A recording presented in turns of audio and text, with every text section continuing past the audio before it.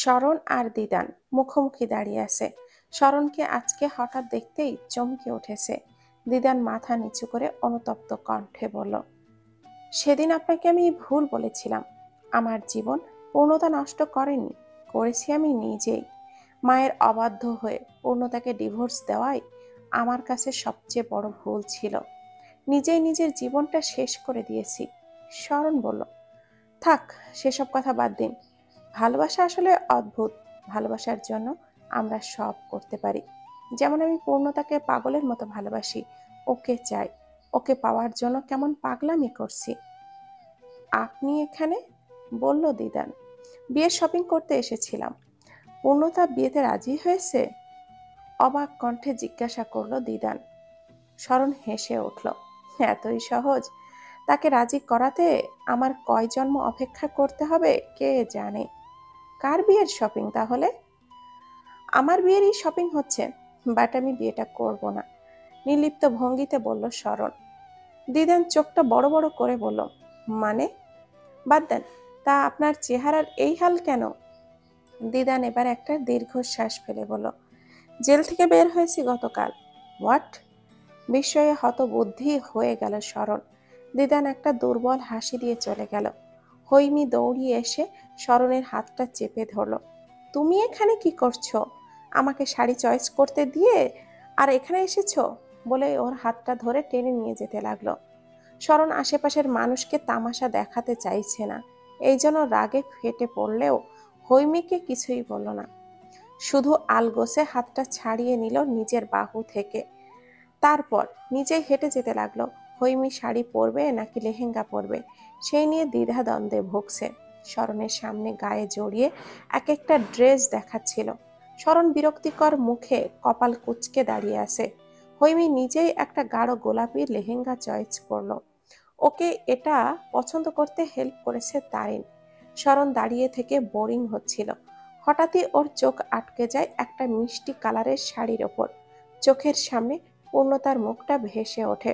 শাড়িটা ওর দৃষ্টি কেড়ে নেয়। বিড়বিড় করে শরণ বলে, এই শাড়িটা পূর্ণতার গায়ে দারুণ মানাবে। শরণ এগিয়ে এসে শাড়িটাতে হাত দিতেই কোথা থেকে ছুটে এসে সেটা এক টানে নিজের হাতে নিয়ে নেয় হৈমি। আচমকায় টান পড়ায় রাগ লাগে শরণের। হৈমি শাড়িটা নিয়েই উৎফুল্ল হয়ে উঠল।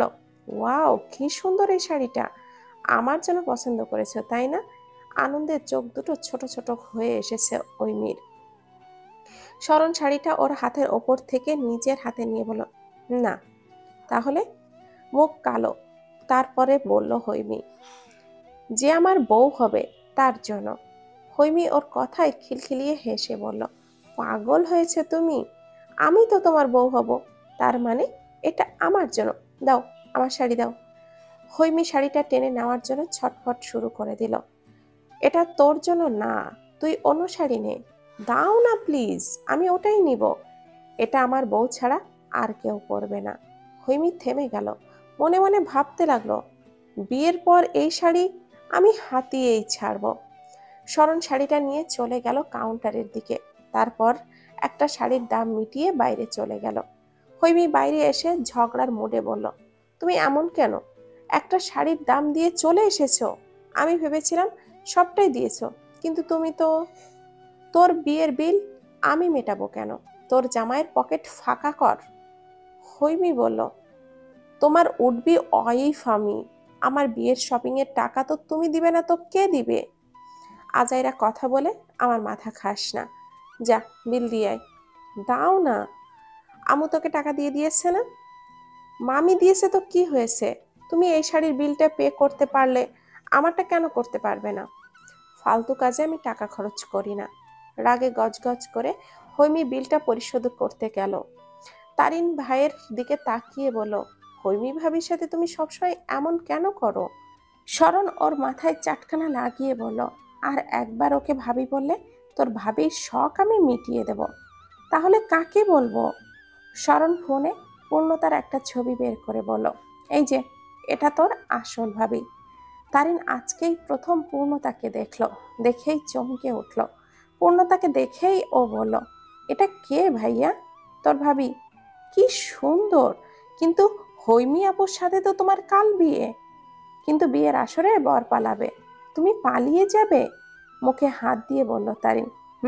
কাউকে বলিস না কিন্তু। তারিন চোখ ভরা বিস্ময় নিয়ে তাকিয়ে আছে নিজের ভাইয়ের দিকে। হৈমি ফিরে আসতেই দুজনের কথার সমাপ্তি ঘটল। হৈমি এসে তারিনকে বিস্মিত মুখে দাঁড়িয়ে থাকতে দেখে জিজ্ঞাসা করলো, কি হয়েছে? তারিন ঢোক গিলে বলল, কিছু না। কিন্তু হৈমি তবুও ওদের দিকে সন্দেহের চোখে তাকিয়ে রইল। বাসায় ফিরে শরণের আলাদা শাড়ি কেনা নিয়ে হৈমি বাড়িতে তুফান চালালো। হৈমির মা শরণের সামনে দাঁড়িয়ে বলল, তুই আমার মেয়েকে রেখে কার জন্য শাড়ি কিনেছিস? আল্লাহ, এই বাড়ি থেকে আমি কিছুই করতে পারবো না? তোর বাড়ি, তুই কিছু করতে পারবি না কেন? অবাক কণ্ঠে বললেন হালিমা খাতুন। শরণ দাঁতে দাঁত চেপে বলল, তুমি আর তোমার মেয়ে কি আমাকে এক দণ্ডও শান্তিতে নিঃশ্বাস নিতে দিচ্ছ? হৈমি এগিয়ে এসে দাঁড়ালো ওর সামনে, তারপর ন্যাকামির সুরে বলল, কি বললে? আমার জন্য তুমি শান্তিতে নিঃশ্বাস নিতে পারছো না? আম্মু দেখো না কি বলছে। হালিমা বেগম বলে উঠলেন, শরণ, আমার এই হাসি খুশি মেয়েটার আনন্দের ক্ষণ তুই এইভাবে কাঁদাতে পারছিস ওকে? ব্যাগটা ওকে দিয়ে দে। শরণ রাগে ছুঁড়ে মারল শাড়ি হৈমিকে। হৈমি শাড়ি নিয়ে শয়তানির হাসি দিল। শাড়িটা মাথায় ঘোমটা দিয়ে হৈমি দাঁত কেলিয়ে বলল, আম্মু দেখো না আমায় কেমন লাগছে। হালিমা বেগম কিছু বলার আগেই শরণ পাশ থেকে আওয়াজ তুলল, জঘন্য। হৈমি ঠোঁট উল্টিয়ে ফেলল ওর কথায়। সোমা বেগম এগিয়ে এসে বলেন, সুন্দর লাগছে, কিন্তু শাড়িটা বেশি সিম্পল। বিয়েতে এটা পরবি? হৈমি নাকচ করে বলল, না, আমি তো লেহেঙ্গা এনেছি। শরণ গমগমে মুখে ভেতরে চলে গেল। হৈমির মুখে বিশ্বজয়ের হাসি। সকালে উঠে হৈমি চিৎকার করে বাড়ি মাথায় তুলেছে। হৈমির গলা ফাটানো চিৎকার শুনে সোমা বেগম বিরক্তে নাক মুখ কুঁচকে নিল। রাগে বাইরে বের হয়ে জিজ্ঞাসা করলেন, কি হয়েছে? সাত সকালে চিৎকার করে বাড়ি মাথায় তুলেছিস কেন? হৈমি কাঁদো কাঁদো মুখ করে বলল, মামি, আমি আমার শাড়িটা হারিয়ে ফেলেছি। কোন শাড়ি? হৈমি সোফায় বসে পড়ল থপ করে। এত কষ্ট করে শরণের কাছ থেকে শাড়িটা নিয়েছিল, সেটাই ও হারিয়ে ফেলল। রাতে তো টেবিলের ওপরে রেখেই ঘুমিয়েছিল। আজ আর শরণকে রাত জেগে পাহারা দিতে পারেনি। কিভাবে দিবে? গত পরশুই তো এক ফোঁটা ঘুমও হয়নি, তাই গতকাল রাতে শুয়ে ঘুমিয়ে পড়েছে।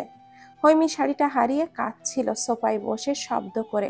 ওর কান্নায় সবাই ঘুম ভেঙে গেল। সবাই এসে কি হয়েছে জিজ্ঞাসা করতে লাগলো। হালিমা বেগম মেয়ের পাশে বসলেন চমকিত হয়ে।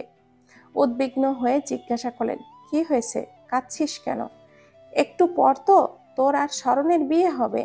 হঠাৎ হৈমি লাফিয়ে উঠল, দৌড়ে গেল শরণের রুমে। দেখলো দরজা চাপানো। ও দরজা খুলে ঢুকে চিৎকার করলো, সে কোথায়? হৈমিকে এমন ছোটাছুটি করতে যেতে দেখে সবাই ওর পিছু নিল। সোমা বেগম বিরক্তিতে নাক মুখ কুঁচকে দাঁড়িয়ে রইলেন শক্ত হয়ে। হৈমিকে তার একটুও পছন্দ না। শুধুমাত্র ছেলের মাথা থেকে পূর্ণতাকে নামাতেই এই বিয়েতে তিনি মত দিয়েছেন। কিন্তু হৈমির বাড়াবাড়ি ন্যাকামি দেখে তিনি অতিষ্ঠ হয়ে উঠেছেন। তার ছেলে এই মেয়ের সাথে সংসার কিভাবে করবে? তিনি কি রাগের মাথায় ভুল সিদ্ধান্ত নিল?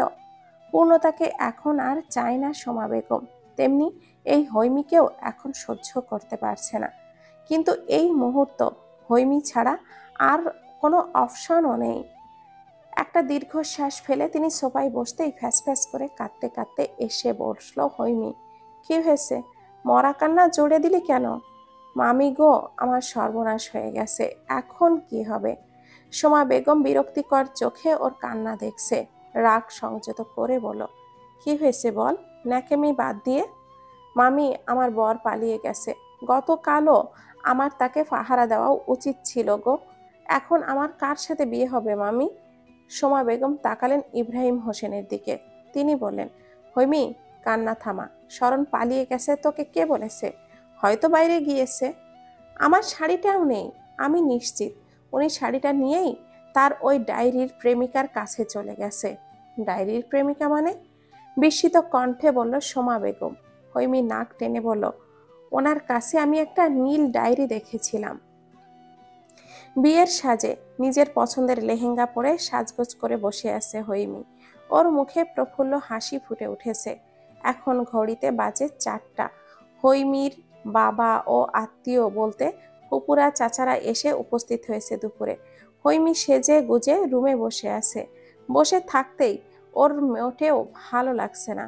কখন বিয়ে শুরু হবে সেই ভেবেই পুলকিত হয়ে উঠেছে। ওর গায়ে কাটা দিয়ে উঠছে, কত কাহিনী না করলো শরণ, শেষে নাকি না ওকেই বিয়ে করতে হচ্ছে। শরণকে সকালে না পেয়ে কান্না জুড়ে দিয়েছিল। তার আধা ঘন্টা পর বাসায় আসে শরণ। ট্রাউজার আর গেঞ্জি পরেই বাইরে কোথাও গিয়েছিল হয়তো। বাসায় এমন হট্টগোল দেখে কপাল কুঁচকে ফেলে শরণের। ওকে দেখেই হৈমি কান্না থামিয়ে ড্যাব ড্যাব করে চেয়ে জিজ্ঞাসা করে, তুমি পালিয়ে যাওনি? শরণ বলল, আমি পালিয়ে যাব কেন? হৈমি অপ্রস্তুত হয়ে উঠল। ঢোক গিলে 2 হাতে চোখ মুছে উঠে দাঁড়ালো। উৎফুল্ল কণ্ঠে শুধালো, উফ, খুব বাঁচা বেঁচে গেছি, আমার বর পালাই নাই। শরণ দূরবোধ্য হাসি দিল। ওর হাসির মাঝে লুকিয়ে ছিল রহস্য। হৈমি থেমে জহরির নজরে তাকালো শরণের দিকে। তারপর জিজ্ঞাসা করলো, শাড়িটা তুমি নিয়েছো তাই না? শরণ ভাবলেশহীন কণ্ঠে বলল, হুম। কেন তুমি ওটা নিলে? বিয়ের পর পাবি। বিয়ে তো আর বেশি সময় নেই, এত অধৈর্য হলে হবে? হালিমা শরণের কথা শুনে খুশি হলেন। তার মনে হতে লাগলো শরণ বিয়েটা মেনে নিচ্ছে। তার জেদি মেয়েকে শান্ত হতে এগিয়ে আসলেন। হৈমি কিছু বলতেই মুখ খুলবে, হালিমা বেগম মেয়ের হাত ধরে টেনে বলল, জেদ করিস কেন? শরণ যা বলেছে তাই হবে।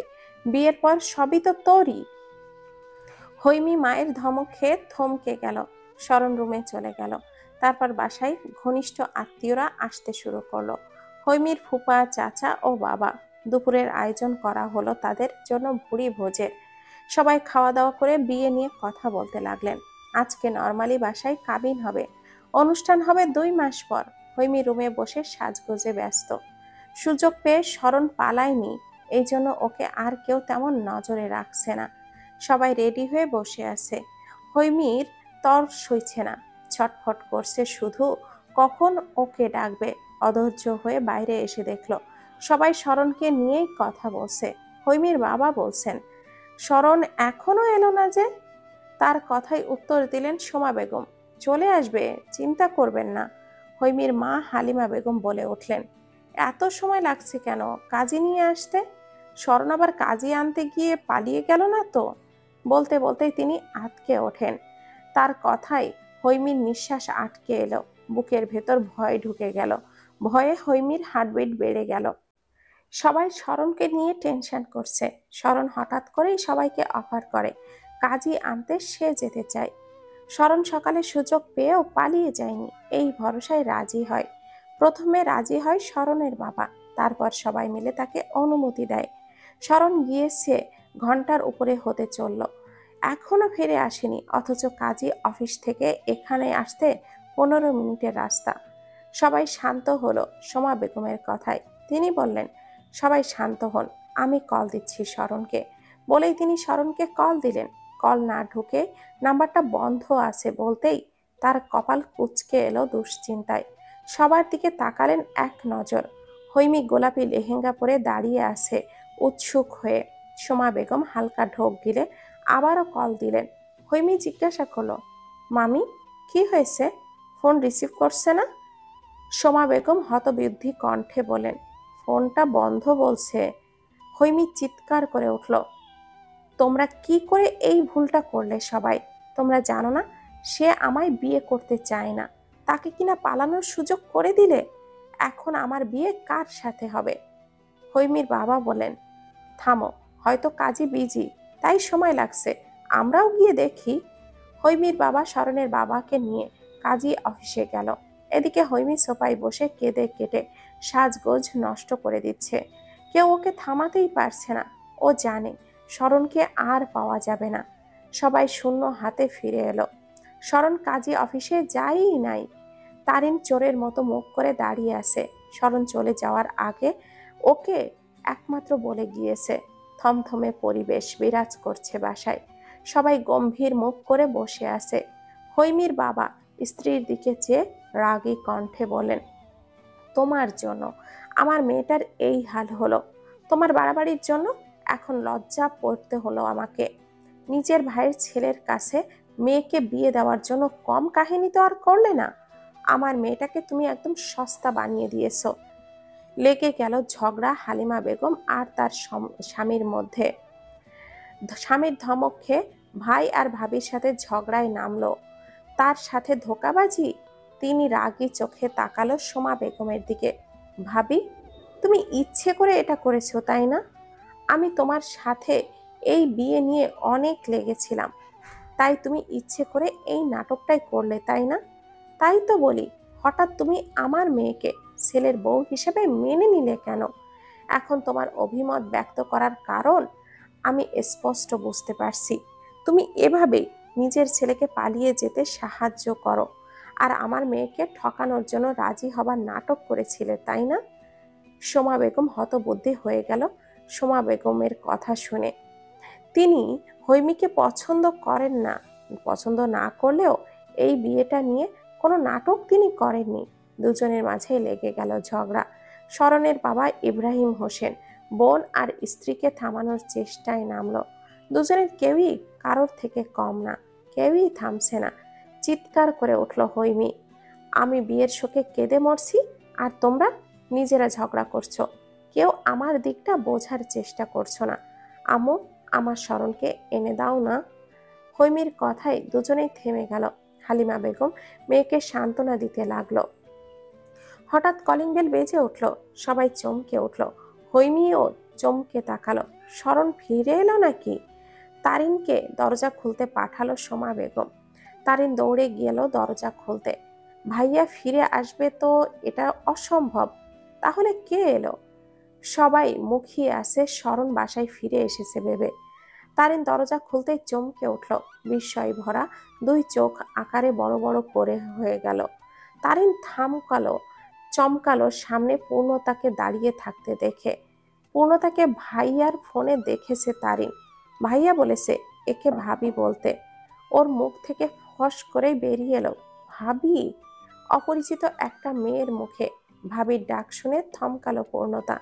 কিং কর্তব্য বিমূঢ় হয়ে তাকিয়ে রইল তারিনের মুখের দিকে। পূর্ণতা হতবিহ্বল সুরে জিজ্ঞাসা করলো, কে তোমার ভাবি? তারিন থমকে গেল। বেফাস কথা বলে ফেলেছে। ও ঢোক গিলে বলল, তুমি এখানে কি করছো? ভাইয়া তো তোমার কাছেই গিয়েছে। তারিনের কোনো কথাই পূর্ণতা বুঝতে পারছে না। পূর্ণতা রাগে রণমূর্তি ধারণ করে এসেছে ঢাকা থেকে রাজশাহী। ওর সাথে শাহিন আলমও এসেছেন। বাসা থেকে শরণ চলে আসার পরই ওর ব্যক্তিগত ডায়েরি মিসিং। 1 মিনিটও লাগেনি ডায়েরি কে নিয়েছে এটা বুঝতে। রাগে তখনই পূর্ণতার চোখ টকটকে লাল হয়ে ওঠে। এত বড় স্পর্ধা লোকটার! ওর পারমিশন ছাড়া ওর ব্যক্তিগত জিনিসে হাত দেয়। শুধু ধরেই ক্ষান্ত হয়নি, নিয়েই নিয়েছে। শরণের নাম্বারে অসংখ্যবার কল দেয়, কিন্তু রিসিভ হয় না। বেটা বদমাইশ, ওর কলটা ধরেও না। রাগে ও ফুলে ফেঁপে ওঠে। পূর্ণতা শরণের কীর্তিকলাপ জানায় ওর বাবা ও মাকে। তারা স্তব্ধ হয়।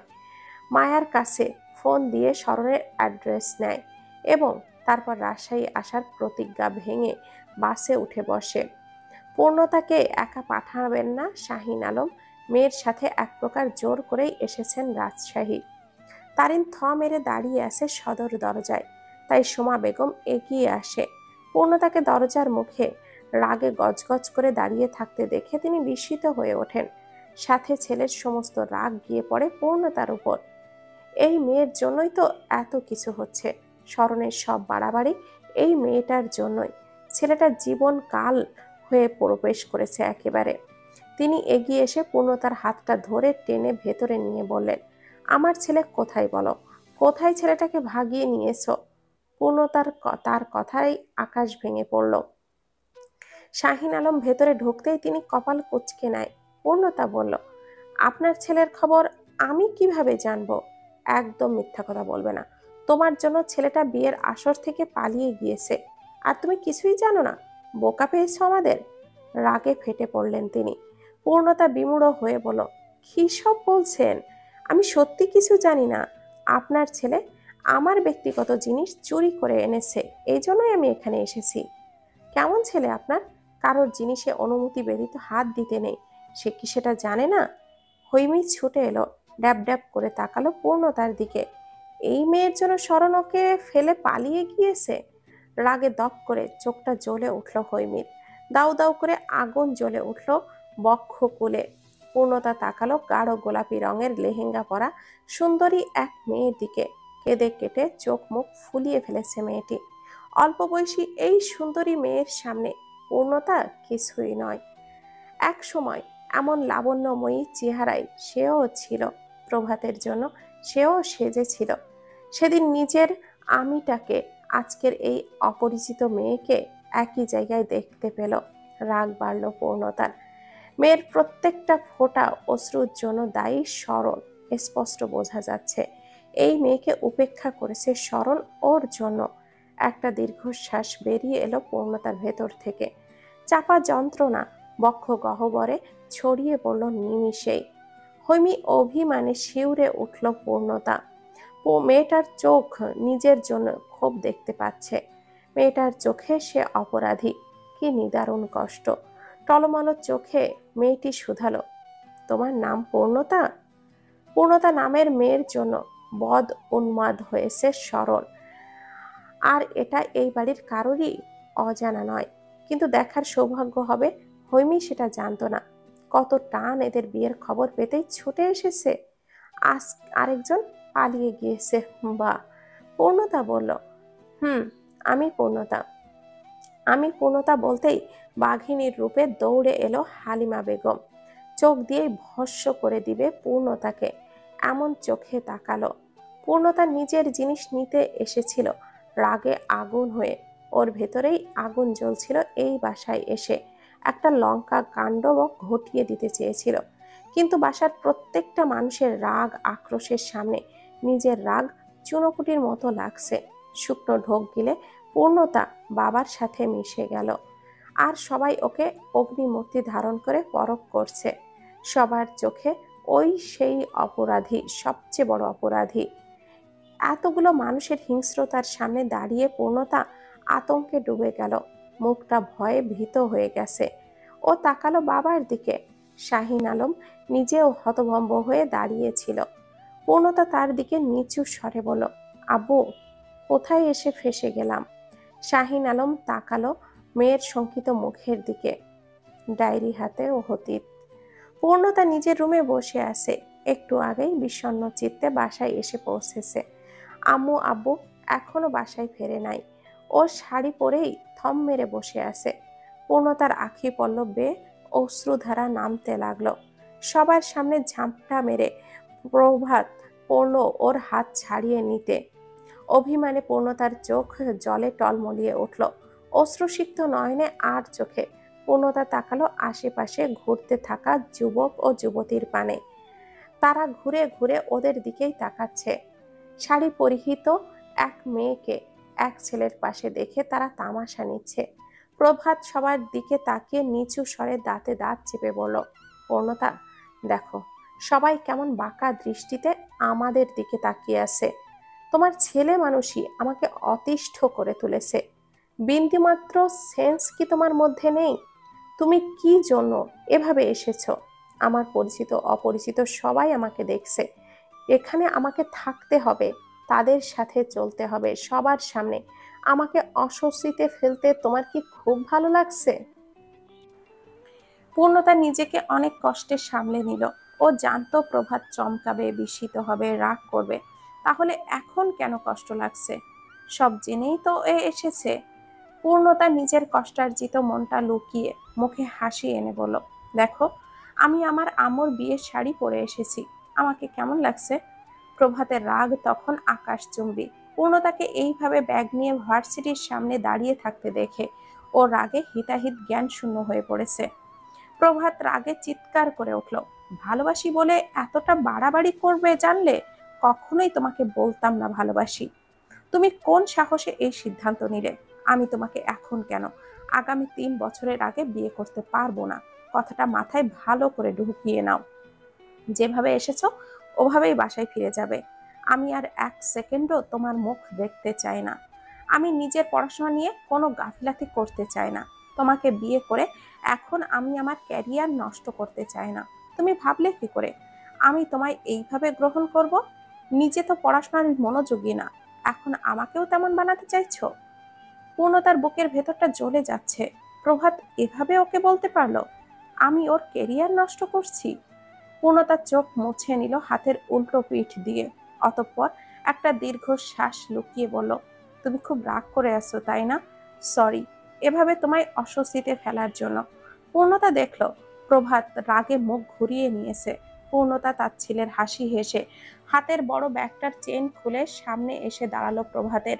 তারপর বলল, আমি তোমাকে নিয়ে পালিয়ে যেতে আসিনি প্রভাত, আমি শুধু একটু তোমার সাথে দুষ্টুমি করতে এসেছিলাম।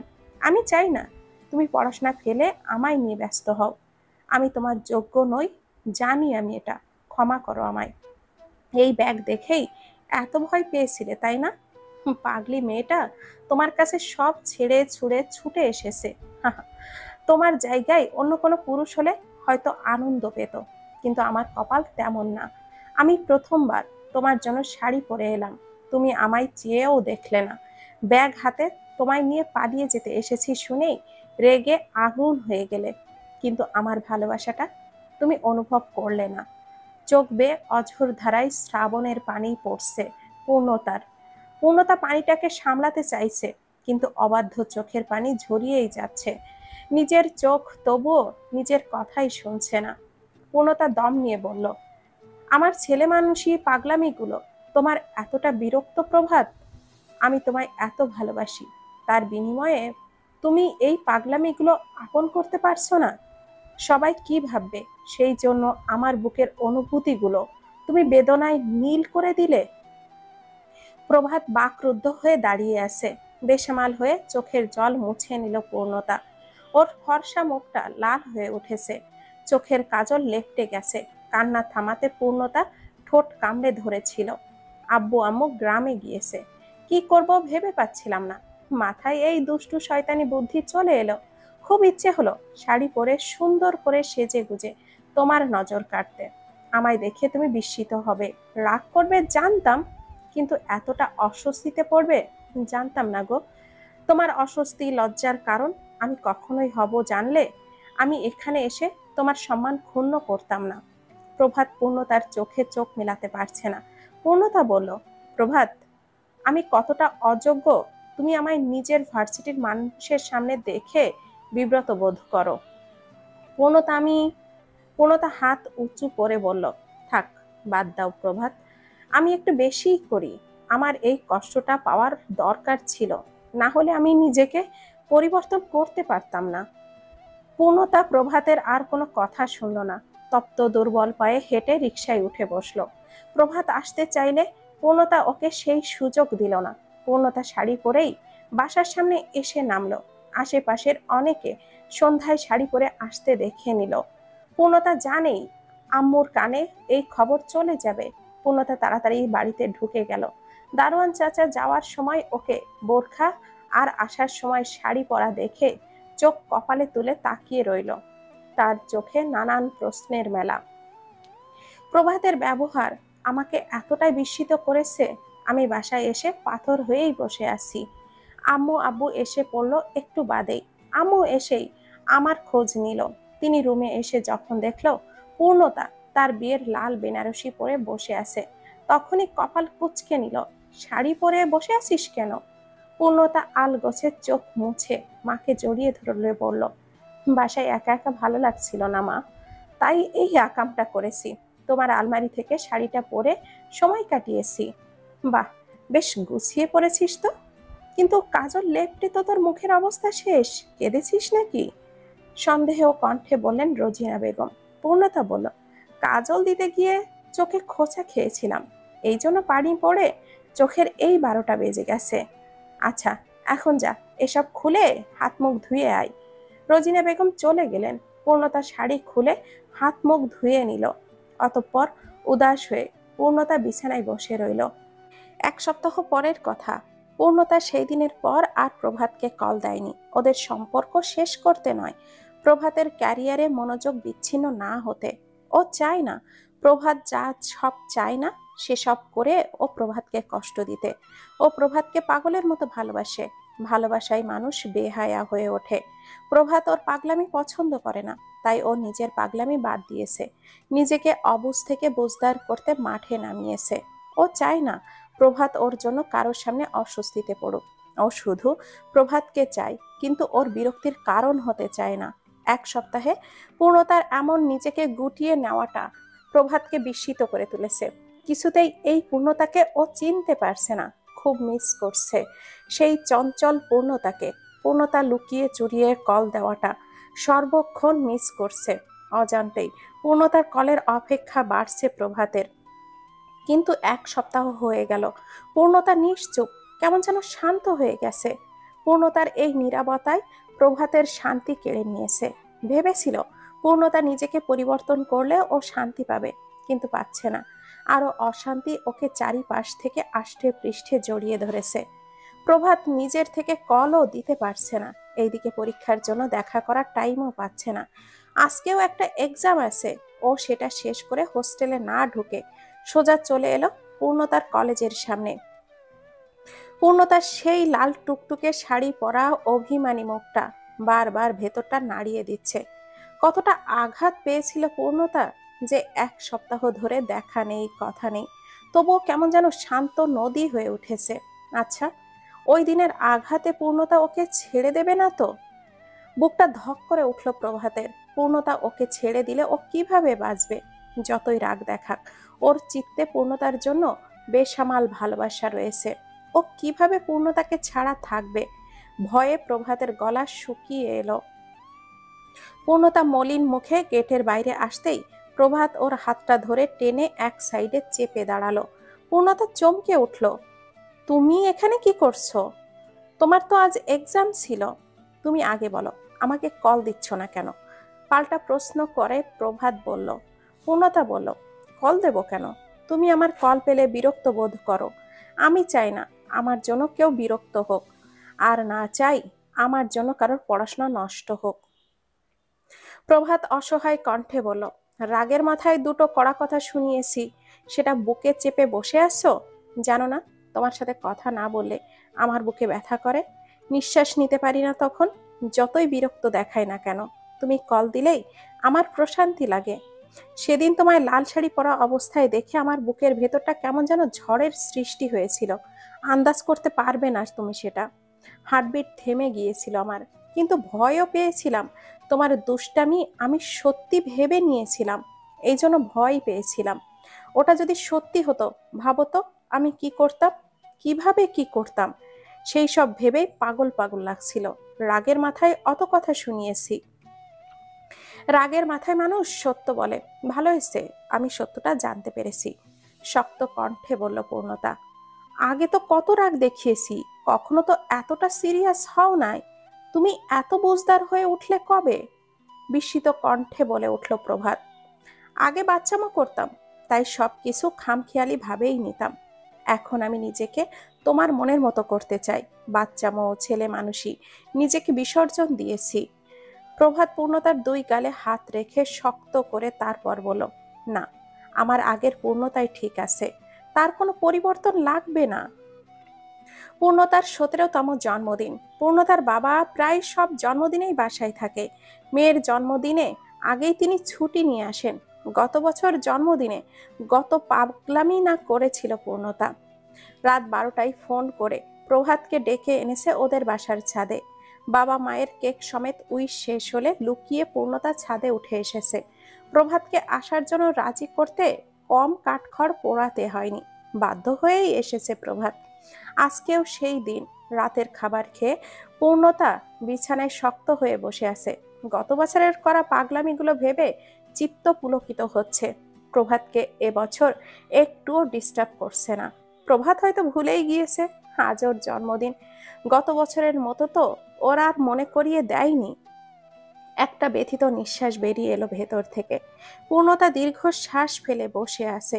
শুয়েও ভালো লাগছে না। দরজাটা খুলে পূর্ণতা ঘুমের ভান ধরে শুয়ে রইল। 12টা বাজবে তার কিছুক্ষণ আগেই।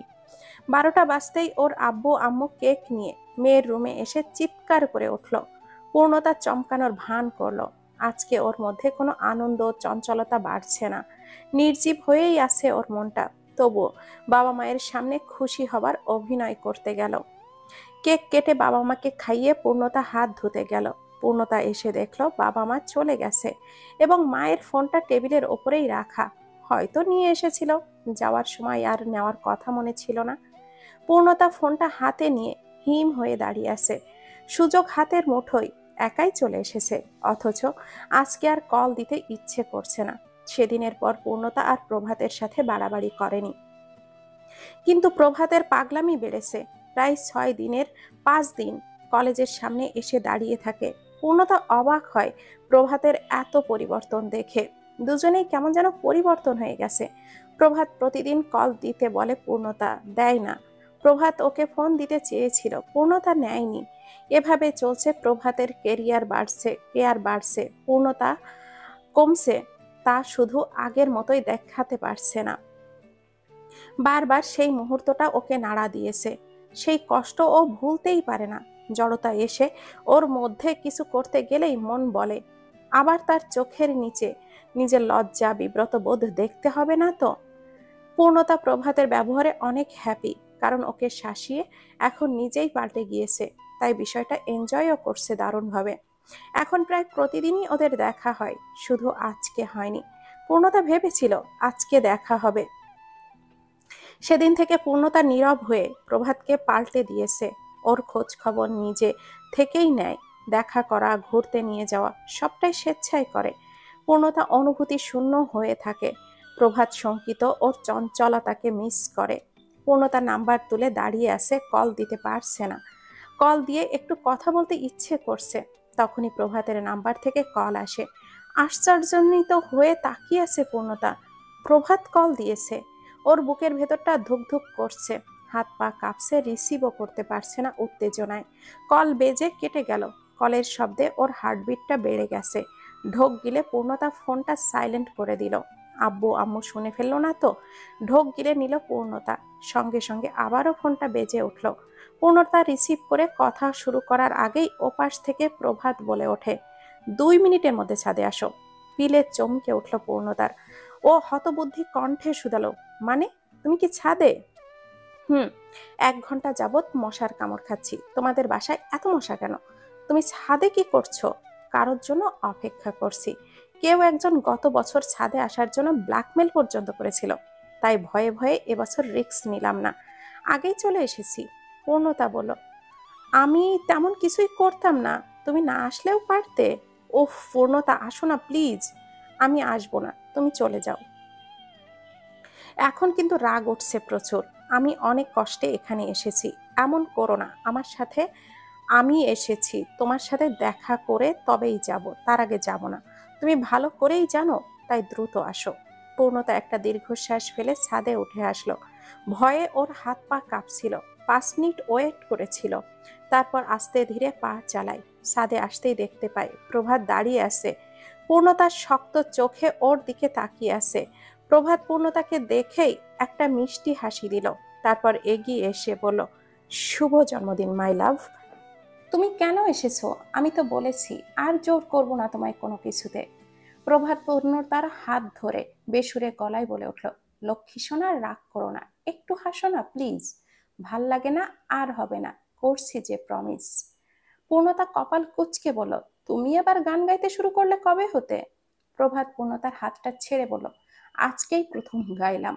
সারা জীবন বাথরুম সিঙ্গারই ছিলাম, আজ একটু গার্লফ্রেন্ডের সামনে গাইলাম। ঢং, খুব তো ভালোবাসা দেখাচ্ছে। আমি বলতাম তখন তো কম বিরক্ত দেখাওনি তুমি। এখন তো ভালোবাসা উতলে পড়ছে। প্রভাত 2 হাতে পূর্ণতার গাল ধরে চোখে চোখ রেখে বলো, সত্যি পূর্ণতা, তুমি কঠিন না হলে আমি তোমার মর্ম বুঝতে পারতাম না। তোমার পাগলামিগুলো আমি কতটা ভালোবাসি এখন বুঝতে পারছি হাড়ে হাড়ে। আগের মতো হয়ে যাও না।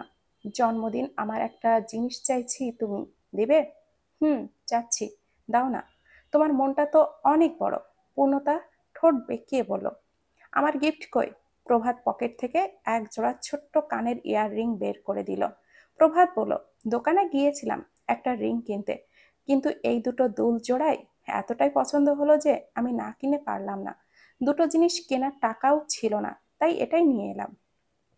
পূর্ণতার চোখে মুখে আনন্দ জলজল করে উঠল। গোল্ডেন ইয়াররিং, খুব বড় না হলেও ছোট, কিন্তু ডিজাইনটা দারুণ। প্রভাত বলল, এটা আমার নিজের ইনকাম করা প্রথম জিনিস তোমার জন্য পূর্ণতা। খুশিতে পূর্ণতার চোখ জোড়া ছলছল করে উঠল। নিজের কানের দুল খুলে প্রভাতকে বলল, পরিয়ে দাও। প্রভাত ওকে পরিয়ে দিল। পূর্ণতা প্রভাতকে জড়িয়ে ধরে বলল, আমার এই প্রভাত খুব প্রিয়, এই প্রভাত খুব কেয়ারিং, একটু পাগলাটে স্বভাবের, কিন্তু সে আমার জন্য উন্মাদ। পরের দিনটা ছিল আরো চমক প্রদত্ত। প্রভাত দুপুর নাগাদ নিজের বাবা মাকে নিয়ে পূর্ণতাদের বাসায় হাজির হলো। পূর্ণতা তো বিস্ময়ে এই কথা বলতে ভুলেই গেল যখন জানতে পারলো প্রভাত পরিবার সহ বাড়িতে এসে উপস্থিত হয়েছে। বাবা তাদের সাথে কথা বলছে। পূর্ণতার মা এই খবরটা দিলেই নিচে চলে গিয়েছেন। পূর্ণতা কিছুই বুঝতে পারছে না। গতকাল রাতে তো প্রভাত এই নিয়ে কিছুই ওকে জানায়নি। ও এখন কি করবে? মায়ের ফোনটা লুকিয়ে এনে কল দিল প্রভাতকে। প্রভাত কলটা রিসিভ করতেই পূর্ণতা হাঁপানি রোগীর মতো নিঃশ্বাস ফেলে বলল, প্রভাত, তুমি বাসায় এসেছো? হুম, বাসায় এসেছি। তুমি কোথায়? সেই দিন যেই লাল শাড়িটা পরে ভার্সিটিতে গিয়েছিলে, ওটা পরে একটু নিচে নেমে আসো না। পূর্ণতা হত বিহব্বল সুরে বলল, কি বলছো? আমি শাড়ি পরে কেন আসবো? তোমার শ্বশুর শাশুড়ি ও জামাই নিচে তোমাকে দেখার জন্য অধীর আগ্রহে বসে আছে। তুমি তোমার চাঁদ বদল মুখখানা দেখাতে নিচে আসবে না? পূর্ণতা চমকে উঠল। ওর নিঃশ্বাস ভারী হয়ে এলো। হার্টবিট অস্বাভাবিক মাত্রায় বেড়ে গেল। বিস্ময়ে কথা বলতেই পারল না। প্রভাত ফোন রাখতেই পূর্ণতার কি হলো, ও শাড়ি এনে পরতে শুরু করে দিল। তখনই ওপরে আসলেন রোজিনা বেগম। মেয়ের রুমে উকি মারতেই তিনি চমকালেন। মেয়ে শাড়ি পরছে। পূর্ণতা মায়ের উপস্থিতিতে থতমত খেল। শাড়ি আধপোড়া করেই দাঁড়িয়ে আছে শক্ত হয়ে। ভয়ে ওর হাত পা কাঁপাকাঁপি করছে। মা ওকে যদি জিজ্ঞাসা করে ও শাড়ি কেন পরছে, ও কি বলবে? ভয়ে শুকনো ঢোক গিলল। রক্ত হিম হয়ে উঠল ভয় আর উত্তেজনায়। রোজিনা বেগম মেয়ের হাত থেকে শাড়ির আঁচলটা টেনে কুচি করে দিল দক্ষ হাতে। তারপর সুন্দর পরিপাটি করে আঁচলটা টেনে দিল। পূর্ণতা থমকানো চোখে মায়ের দিকে তাকিয়ে আছে। রোজিনা বেগম বলেন, আমার ছোট মেয়েটা এত বড় হলো কবে থেকে, হ্যাঁ? সে নিজের জীবন সঙ্গীও নির্বাচন করে ফেলেছে, একা হাতে শাড়িও সামলাচ্ছে। পূর্ণতা মাথা নিচু করে দাঁড়িয়ে আছে। ওর চিবুক গিয়ে ঠেকেছে গলায়। রোজিনা বেগম পূর্ণতার মুখটা তুলে বলেন, আরে, মুখটা নামিয়ে রেখেছিস কেন? প্রভাতকে কি আমি এমনিতেই বাসায় থাকতে দিয়েছিলাম?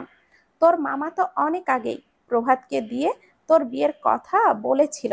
এই জন্যই তো আমি আর তোর আপু মিলে ওকে বাড়িতে রেখেছিলাম, ও ছেলে হিসেবে কেমন এটা জানতে। পূর্ণতা চোখ কপালে তুলে তাকালো। সব খুলে বললেন রোজিনা বেগম। শাহিন আলম প্রভাতের বাবাকে আগে থেকেই চেনেন। তারা কলেজের ফ্রেন্ড ছিলেন। পূর্ণতা মামা আর বাবা আর ও প্রভাতের বাবা। আর পূর্ণতার ছবি দেখে একদিন প্রভাতের বাবা প্রস্তাব দেন বন্ধুত্বকে আত্মীয়তায় জড়াতে। বন্ধুত্বের এই সিদ্ধান্তে কিছুই প্রভাত ও পূর্ণতা জানতো না।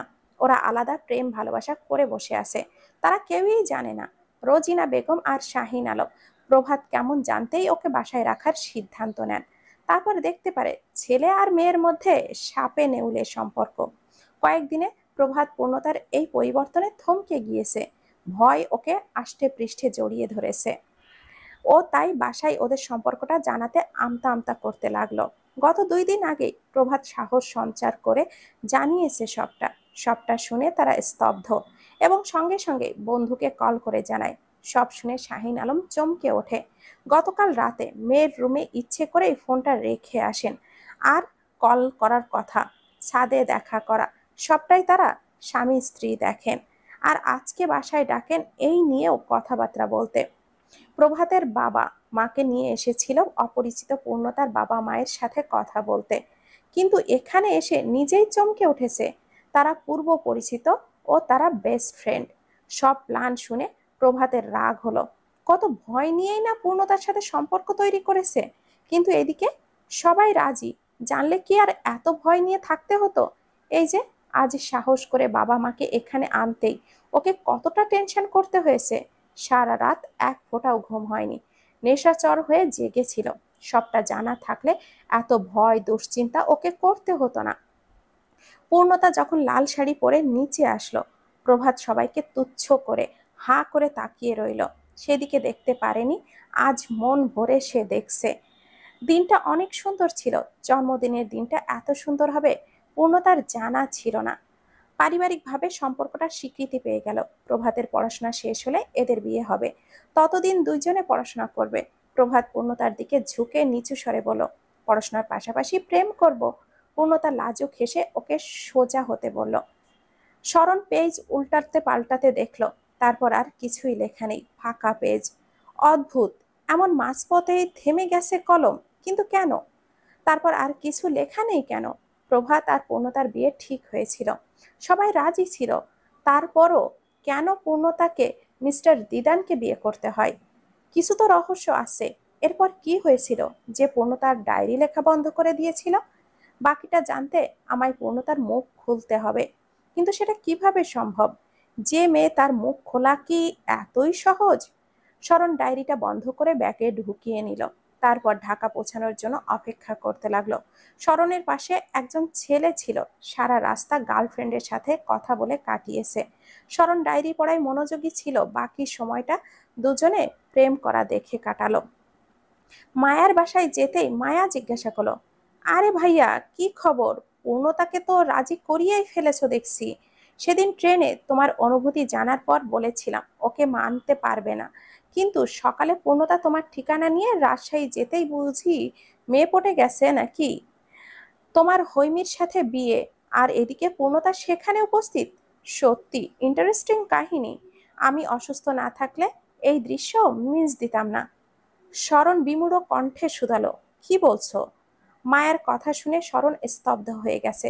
পূর্ণতা রাজশাহী গিয়েছে? ও তো বিলিভই করতে পারছে না। স্মরণের এখন মন টিকছে না। খিদের জ্বালায় পেট ব্যথা করছিল, কিন্তু পূর্ণতা রাজশাহী গিয়েছে শুনতেই ওর খিদে মিলিয়ে গিয়েছে। ও আবারও রাজশাহী ব্যাক করবে এক্ষুনি। মায়া তো দেখে বলল, তার মানে তুমি জানতে না পূর্ণতা যাবে ওখানে?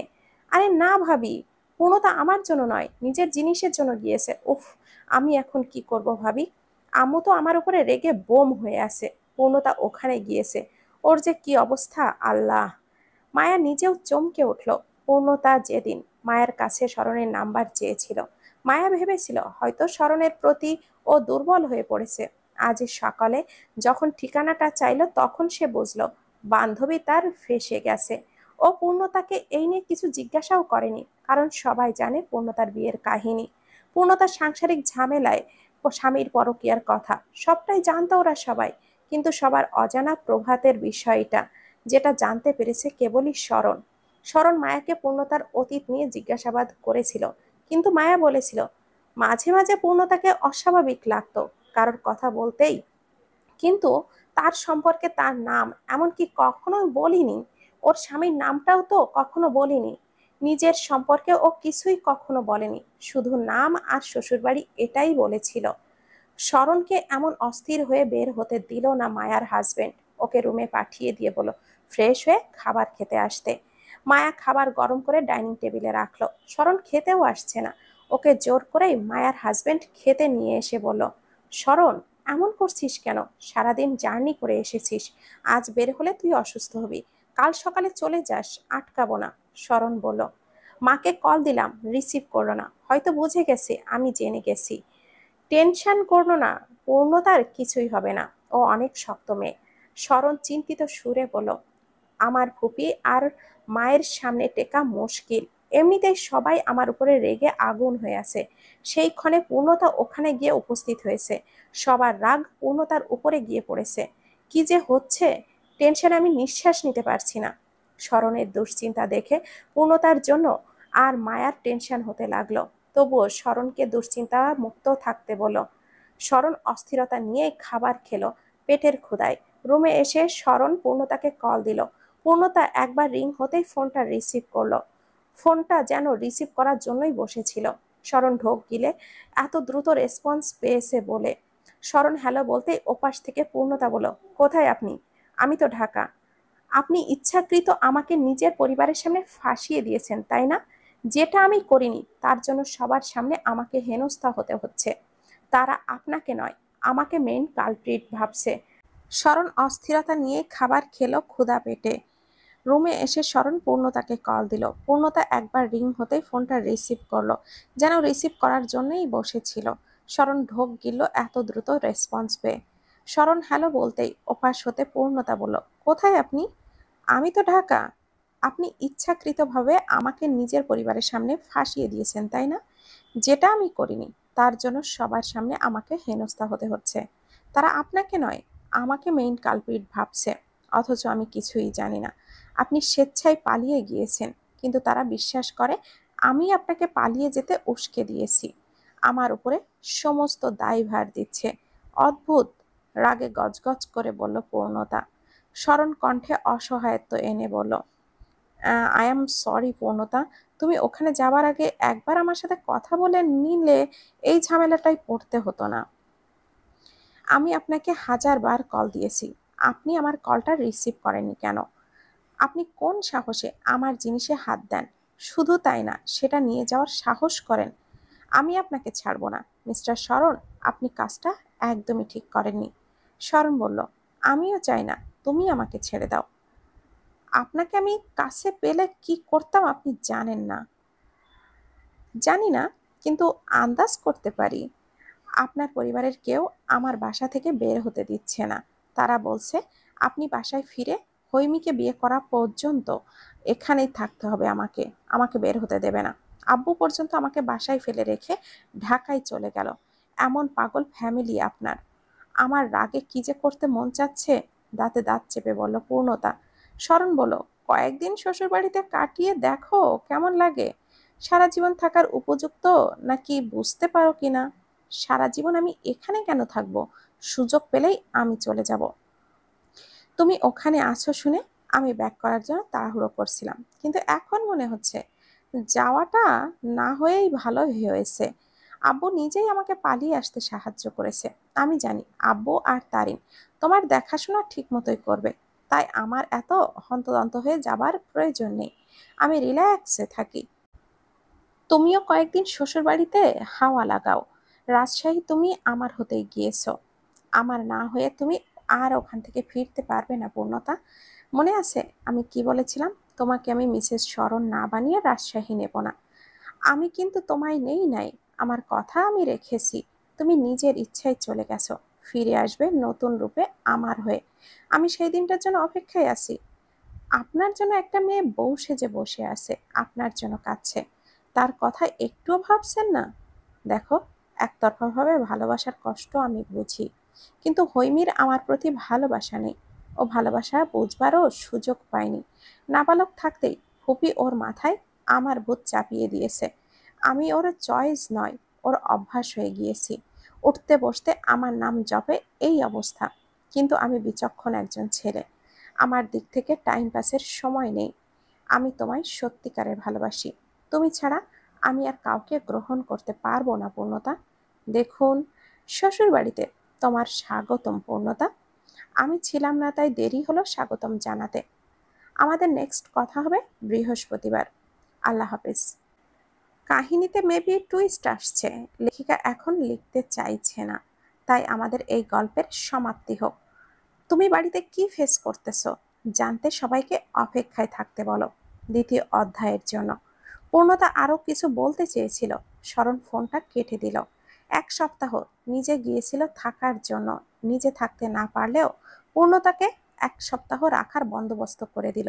ও যেমন পূর্ণতাকে জানতে গিয়েছিল ওর বাসায়, আজ বাধ্য করে আটকে দিল নিজের বাসায়, যাতে করে পূর্ণতা ওকে জানতে পারে, বুঝতে পারে, চিনতেও পারে। এই চেনায় হয়তো অনেক কিছুই পাল্টে যাবে। স্মরণের ঠোঁটের কোণে রহস্যময় হাসি। পূর্ণতা এক গোলক ধাঁধায় আটকে পড়েছে। আব্বু কেন ওকে এই বাসায় ফেলে চলে গেল ও বুঝতে পারছে না। বাসার সবাই ছেলের সাথে যোগাযোগ করার চেষ্টা না করে ওকে কেন আটকে দিল সেটাও বুঝতে পারছে না। ওর কথা কেউ কেন বিলিভ করছে না।